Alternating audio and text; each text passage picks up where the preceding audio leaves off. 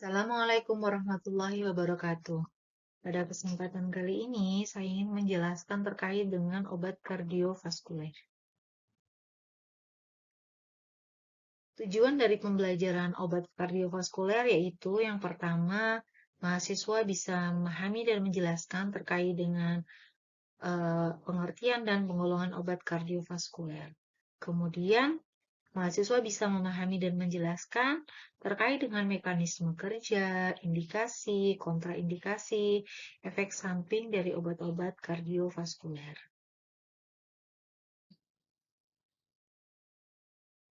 Sistem kardiovaskuler manusia terdiri dari jantung dan pembuluh darah. Kita bisa lihat pada gambar di samping. Ini adalah bagian jantung sebelah kanan dan ini adalah bagian jantung sebelah kiri. Bagian jantung sebelah kanan yang atas ini namanya serambi atau kita bisa sebut dengan atrium. Yang bawah ini namanya bilik atau kita bisa sebut dengan namanya ventricle. Dari ventricle kanan ini, darah akan masuk ke dalam paru-paru. Baik paru-paru sebelah kanan ataupun paru-paru sebelah kiri.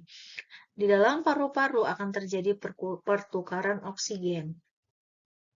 Yang kemudian dari paru-paru, darah akan kembali ke ke atrium kiri atau serambi kiri. Dari serambi kiri dialirkan menuju ventricle kiri, dari ventricle kiri kemudian darah keluar melalui aorta dan dipompa ke seluruh tubuh. Dari mulai tubuh bagian atas hingga tubuh bagian bawah. Darah yang telah didistribusikan ke seluruh tubuh kemudian akan dibawa kembali ke serambi kanan. Yang kemudian dari serambi kanan akan masuk ke bilik kanan yang akan kembali lagi ke paru-paru.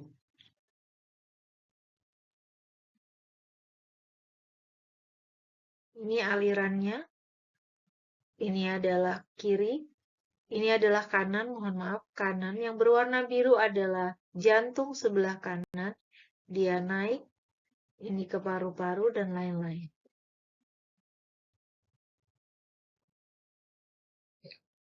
Obat yang pertama kita pelajari yaitu obat antihipertensi.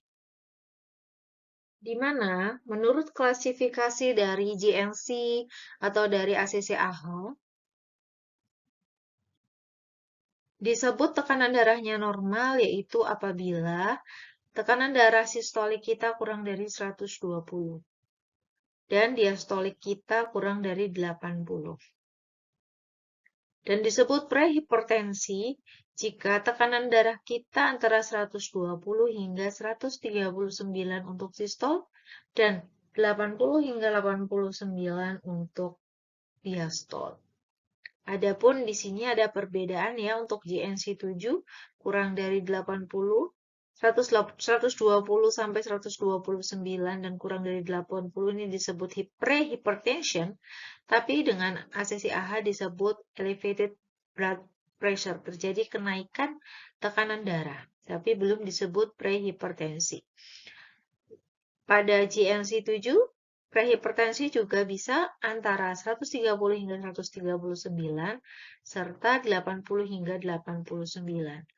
Berbeda dengan ACC-AHA di mana pada tekanan darah tersebut sudah disebut dengan stage 1 hipertensi.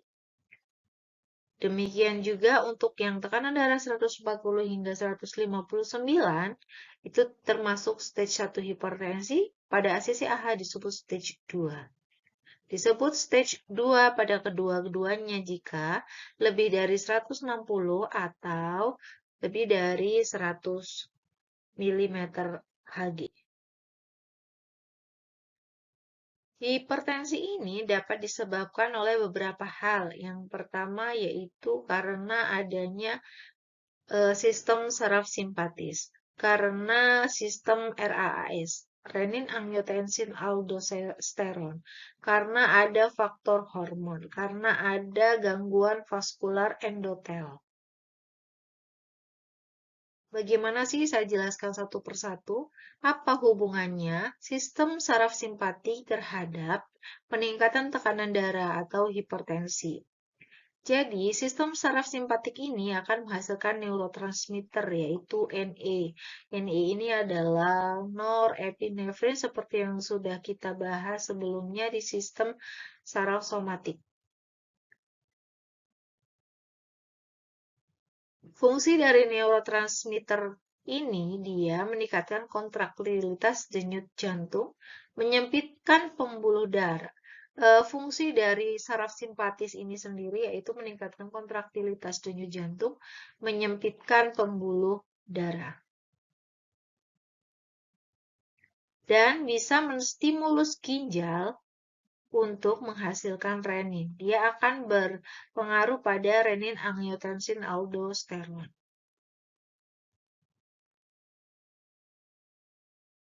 Pada sistem renin, angiotensin, aldosteron akan mempengaruhi banyak hal, di mana dengan adanya pelepasan renin di jantung, maka dia akan menyebabkan angiotensinogen yang tadinya ada di dalam hati akan dirubah menjadi angiotensin 1 dengan bantuan dari renin. Angiotensin 1 dia akan dibantu oleh angiotensin converting enzim yang dilepaskan oleh paru-paru menjadi angiotensin 2. Angiotensin 2 ini berubah, kemudian dia akan menuju ke kelenjar adrenal untuk menstimulasi pelepasan aldosteron. Hal ini terjadi jika ada penurunan blood pressure atau tekanan darah kita. Ini terjadi jika tekanan darah kita turun dan ada penurunan air atau cairan tubuh. Maka akan terjadi pelepasan renin dan lain-lain. Angiotensin 2 ini, selain dia akan mempengaruhi pelepasan aldosteron, dia akan juga berpengaruh pada pembuluh darah, di mana dia akan menyebabkan vasokonstriksi. Jadi ini adalah pembuluh darah normal, ini adalah yang mengalami vasokonstriksi. Kita kembali lagi, dengan adanya pelepasan aldosteron, maka aldosteron ini akan menstimulasi reabsorpsi garam dan air. Jika Na dan air direabsorpsi, maka jumlah volume darah kita akan meningkat. Yang berikutnya yaitu karena ada faktor hormon. Ini dipengaruhi adanya adrenal kortikal. Kemudian adanya vasopresin, adanya hormon tiroid dan endotelin. Ini adalah pembuluh darah normal. Ini adalah pembuluh darah pasien hipertensi, di mana terjadi vasokonstriksi atau penyempitan. Faktor hormonal dia akan meningkatkan kekakuan dinding pembuluh darah, sehingga mengurangi diameter pembuluh darah. Ini juga dapat meningkatkan tekanan dari pergerakan darah yang ada di dalam pembuluh darah. Kita pahami dulu, jadi curah jantung atau cardiac output itu merupakan volume darah yang dipompa oleh jantung dalam 1 menit. Di mana curah jantung sama dengan cardiac output sama dengan HR dikali SV, stroke volume atau volume sekuncup. Pada keadaan istirahat, detak jantung kita adalah segini. Volume sekuncup kita adalah segini. Curah jantung istirahat itu berarti ada 4.900 ml per menit. Sehingga volume darah kita di dalam tubuh manusia itu adalah ada 5 liter. Jadi setiap menit kita ada pompa sebanyak 5 liter per menit. Jadi di sini ada cardiac output, di sini ada namanya total peripheral resistance. Jadi regulasi dari tekanan darah ini ada dipengaruhi, ada ini mean arterial blood pressure. Jadi ada nilai tengah dari tekanan darah arteri.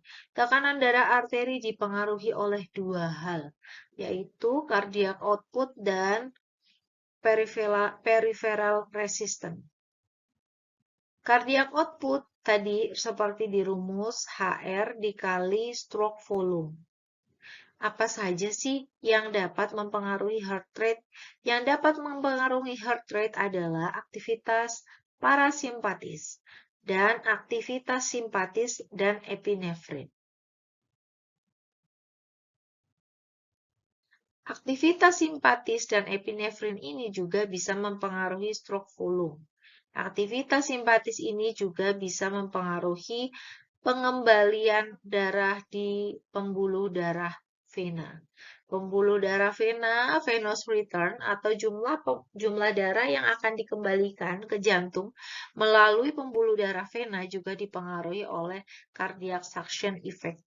Selain itu juga dipengaruhi oleh blood volume, aktivitas respiratori, kemudian aktivitas skeletal muscle.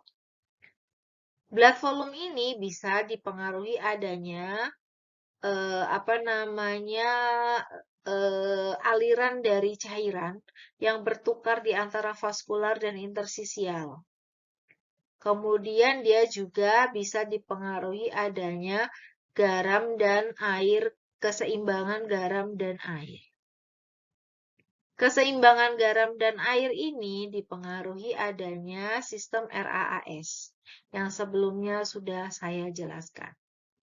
Yang berikutnya yaitu terkait dengan total peripheral resistance atau tahanan perifer, yaitu yang ada di dalam pembuluh darah. Pembuluh darah TPR ini, total peripheral resistance ini dipengaruhi oleh radius arteriolar dan viskositas dari darah. Radius arteriolar ini jarak ya, kemudian dia dipengaruhi juga oleh local metabolic control. Jadi hal-hal metabolik. Local metabolic control dipengaruhi adanya aktivitas otot skelet. Selain itu, radius arteriolar ini juga dipengaruhi oleh karena adanya vasoconstrictor extrinsik. Vasoconstrictor extrinsik ini dipengaruhi adanya aktivitas simpatis dan epinefrin. Extrinsic vasoconstrictor ini juga disebabkan karena adanya vasopressin dan angiotensin II. Di mana itu dapat vasopressin dan angiotensin II juga bisa menyebabkan gangguan RAAS. Untuk viskositas darah, dia dipengaruhi oleh jumlah dari sel darah merah.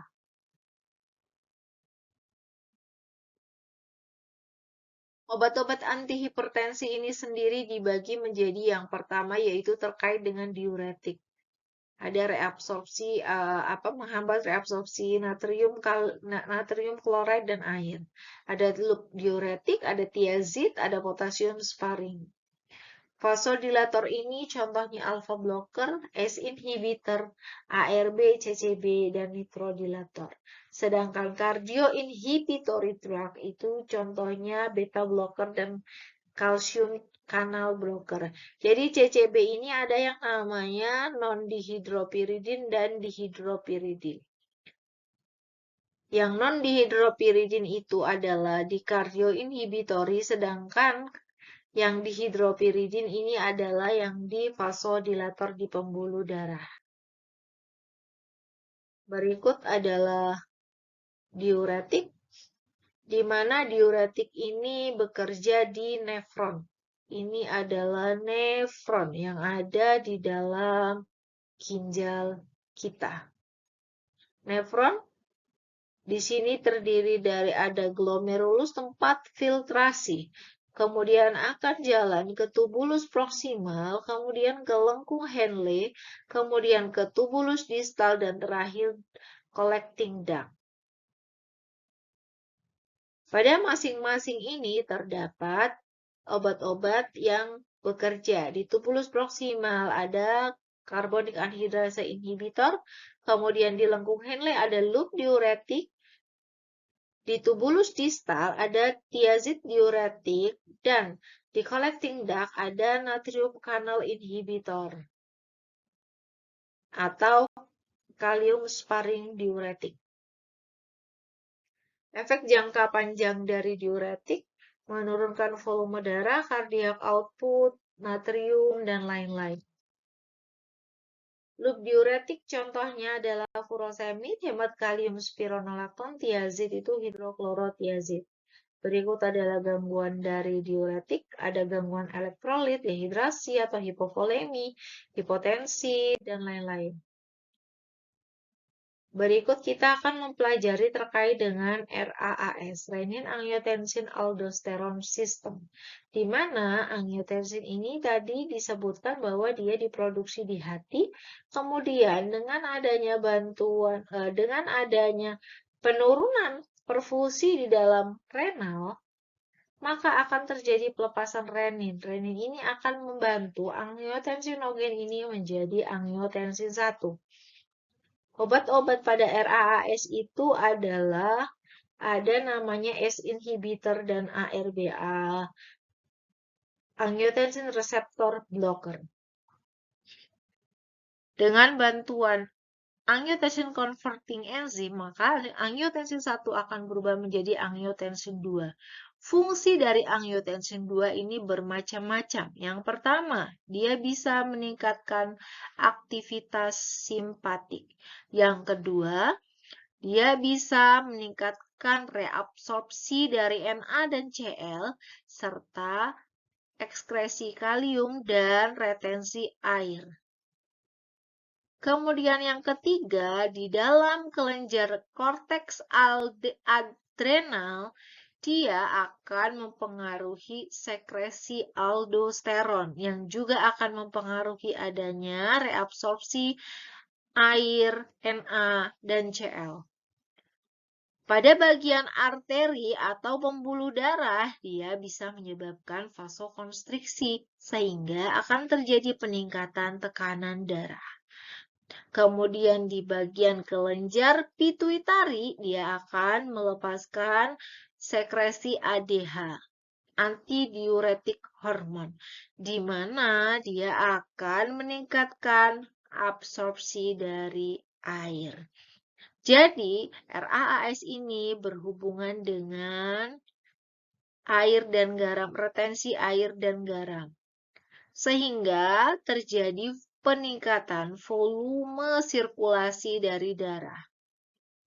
Kemudian juga ada perfusi dari juxtaglomerular yang meningkat.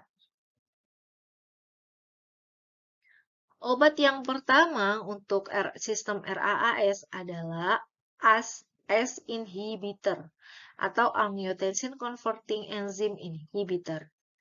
Dia bekerja dengan menghambat ACE agar tidak terbentuk angiotensin 1. Efeknya adalah vasodilatasi pembuluh darah dan relaksasi kardiak. Efek neurohormonal, dia bisa meningkatkan agen vasodilator seperti bradikinin, prostaglandin, nitrik oksid. Dia kemudian bisa menurunkan kadar agen vasokonstriktor, yaitu angiotensin 2, epinefrin, norepinefrin, dan vasopresin. Selain itu, ACE inhibitor ini juga memiliki efek menghambat proses degenerasi sel-sel jantung. Berikut adalah data farmakokinetik dari ACI. Ada beberapa jenis ACI dari mulai captopril hingga perindopril. Silakan bisa dibaca terkait dengan dosis, terus kemudian jenis sediaan dan absorpsinya. Efek samping dari ACE inhibitor ini adalah salah satu yang paling sering kita jumpai adalah batuk kering. Kemudian bisa menyebabkan hipotensi, hiperkalemi, terus skin rash, dan angioedema.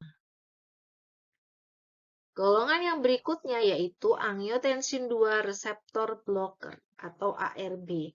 ARB ini seperti gambar yang sebelumnya sudah saya jelaskan, dia akan mencegah angiotensin II berikatan dengan reseptornya. Sehingga apabila tidak berikatan maka tidak akan terbentuk aldosteron. Berikut adalah beberapa contoh ARB dari mulai valsartan hingga telmisartan, atau kita bisa pokoknya yang ada namanya sartan-sartan. Kalau tadi ACE inhibitor itu ada pril, captopril, lisinopril, perindopril. Untuk beberapa data farmakokinetik bisa dilihat di dalam slide ini. Efek samping dari ARB ada pusing, edema perifer, vertigo, serta sakit kepala. Obat yang berikutnya yaitu terkait dengan alpha blocker. Alpha blocker ini menghambat alpha pasca sinap sehingga menimbulkan vasodilatasi. Kemudian ini harus hati-hati pada pemberian pertama, sekarang agak jarang digunakan. Untuk beta blocker, dia adalah norepinefrin berikatan dengan reseptor beta, maka menyebabkan vasokonstriksi dan meningkatkan kontraktilitas denyut jantung.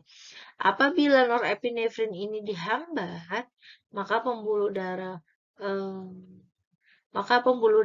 akan vasodilatasi dan kontraktilitas serta denyut jantungnya menjadi turun. Calcium channel blocker, dia menghambat ion kalsium masuk melalui saluran membran sel yang aktif. CCB ini mempengaruhi sel miokard jantung dan sel otot polos pembuluh darah, sehingga dia akan menurunkan kontraksi pada jantung. Yang berikutnya yaitu nitrodilator, dia vasodilator koroner, kemudian mengurangi alir balik vena sehingga mengurangi beban ventrikel kiri.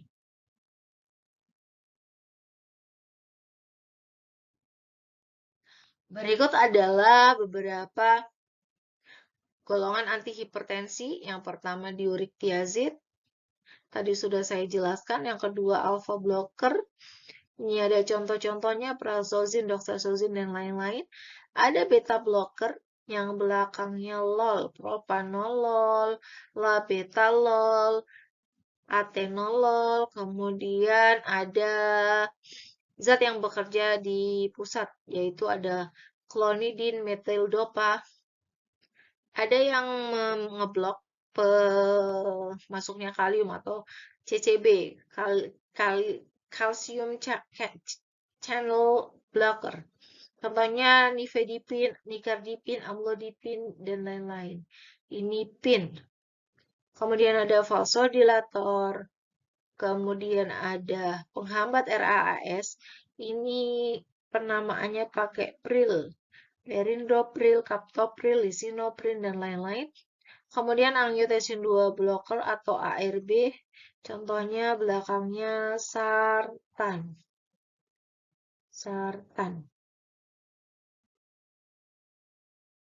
Yang berikutnya yaitu terkait dengan obat gagal jantung. Jika sebelumnya kita mempelajari terkait obat hipertensi, yang sekarang adalah obat gagal jantung.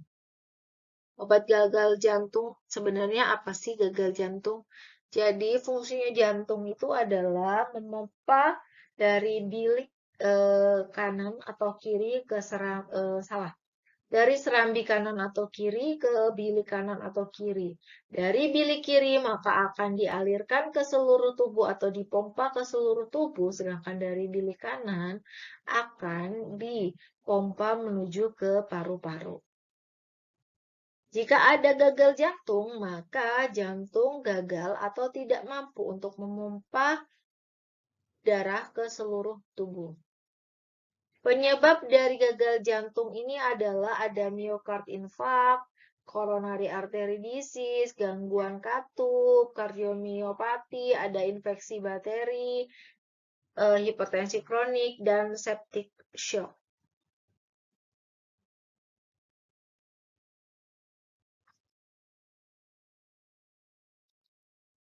Tata laksana terkait dengan pengobatan gagal jantung ini yaitu dengan pemberian diuretik, baik itu diuretik tiazid maupun lead diuretik. Kemudian dengan menggunakan vasodilator seperti S-inhibitor, ARB, nitrodilator, atau fosfodiesterase inhibitor. Ada juga obat yang bersifat kardiostimulatori. Contohnya glikosida jantung dan beta agonis. Kemudian ada juga kardioinhibitori. Contohnya yaitu beta blocker dan calcium channel blocker. Fosfodiesterase inhibitor ini memiliki efek ionotropik positif.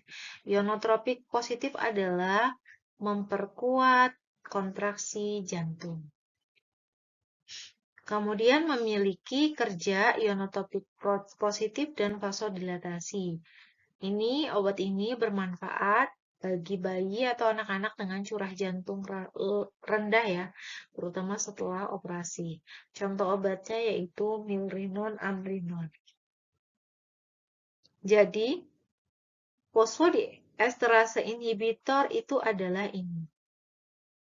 Fosfodiesterase inhibitor dia akan mengubah siklik AMP menjadi AMP. Dengan adanya penghambatan ini, maka si AMP akan tetap terbentuk sehingga menyebabkan kontraksi. Oleh karena itu, dia dapat memperkuat kontraksi otot jantung. Yang berikutnya adalah glikosida jantung. Glikosida jantung ini juga bersifat kardiotonik atau ionotropik positif, di mana dia akan meningkatkan kontraktilitas otot jantung. Dia juga akan meningkatkan kekuatan kontraksi dari miokard dan menurunkan konduktivitas AV node. Contoh obatnya adalah digoxin. Jadi, dengan adanya digitalis atau digoxin, maka tidak akan terjadi pertukaran Na keluar sel dan pertukaran Na dan K masuk ke dalam sel. Akibatnya, jumlah Na ini akan meningkat dan jumlah kalsium juga akan meningkat. Sehingga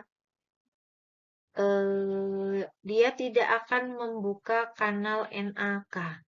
Di mana kanal NaK ini akan terbuka dan kemudian akan terjadi pertukaran kalium dan kalsium.